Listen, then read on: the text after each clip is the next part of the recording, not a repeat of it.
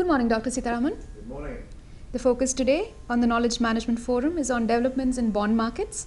What are the major trends in global bond markets? The global bond market last year was 3.5 trillion, 2013. And by this time last year, we have reached 1.2 trillion. Now we have done less than a billion. 955 million is what the total subscriptions we got, both conventional as well as Islamic together. And US Treasury rate as on date is 2.65, and the year beginning it was 3%. With the Ukraine crisis, dollar subscriptions are more, and now the prices are quoting between 2.65 to 7 for a 10-year bond. Could you tell us how have global bond markets reacted in relation to the emerging market challenges? They have reacted in terms of the pricing. The emerging market, China has announced default. Today as we speak, there is another second default in China. One bank is taking it towards $160 million default. The issue remains, emerging markets, including Russia, the currencies are tumbling, the dollars on the contrary being stable and functional, and people are flocking towards US Treasury. And India or China, the subscription is getting minimal. India has got the least, and it's less than 2 billion, and China at the maximum. But still, when it comes to subscriptions, people are very conservative and cautious for debt paper in the emerging markets. Now, Dr. Sitharaman, could you tell us what are the major trends you see in GCC bond market? The GCC bond market total issued is 4.65 billion, and predominantly it is conventional sukuk is what exactly be the subscription. Over 2.6 billion is conventional, and rather is Islamic sukuk, and conventional is 1.6 billion. And it is Kuwait Holding Company, and again Abu Dhabi also issued a conventional. Islamic sukuk has come from Saudi. NCB has been the major driver of Islamic sukuk. But compared to last year, this is 1/3 of the overall subscription in global terms. Global terms, as on date, we have done around 42 billion. That's not significant. And last year, 50% of the global sukuk was subscribed by the Gulf states. As on date, it's only 1/3.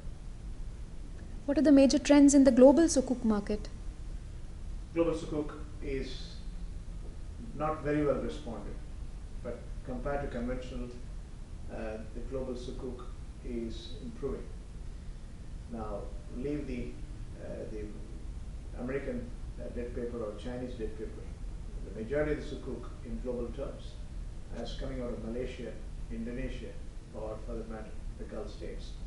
And that's where the strength lies, because you have dual system of regulators, and debt paper is widely accepted, and financially stable and functional Gulf economies issues stronger than ever. Now, Islamic sukuk, if you look at the last 3 months, the maximum was 4.25 billion, and majority of them have come from Saudi Arabia. Qatar is issuing every three months bond, and also there are regulatory alignment newly prescribed. How about the bond yields in the GCC? GCC bond yield, if you look at Qatar, it is 66 basis points. Saudi is 62 basis points, and Dubai is 200 basis points. Abu Dhabi is 55 basis points, and Bahrain is 217 basis points. What are the regulatory measures to boost the regional bond markets? Every single government has issued, AE has issued a clear guidance on covered bonds. What are the restrictions? What are the cash flows? How is underlying security has been framed up, even if it is a government loan? What sort of alignment required has been mentioned. When it comes to Saudi, similar norms have been prescribed. When it comes to Qatar, the bonds are getting listed in the stock exchange and Qatar exchange. We also have liquidity options by having secondary market for the Qatari bonds. At the same time, The government has prescribed every periodic measures. Every 3 months they will be issuing Qatari bonds that get subscribed by local banks as well as foreigners. Could you give us the highlights of UAE debt maturities in the forthcoming years? As on date, you have over 142 billion debt. That's significant. And what is maturing is over 60-65 billion between 2014 to 2016. And again, there has to be a backup for it, how this is going to be funded. If you look at 116, that is over the GDP. Now, gross to GDP, if it is more than the GDP, then you have to worry about it. You need to have funding. The majority of the funding has to be arranged. Abu Dhabi government has prescribed over 20 billion, and that was mature.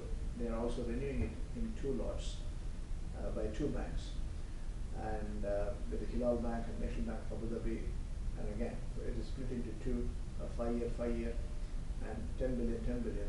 Those models are being prescribed to make sure that servicing this at 1% interest per annum has been the suggested norms which is being followed by Dubai government to Abu Dhabi government.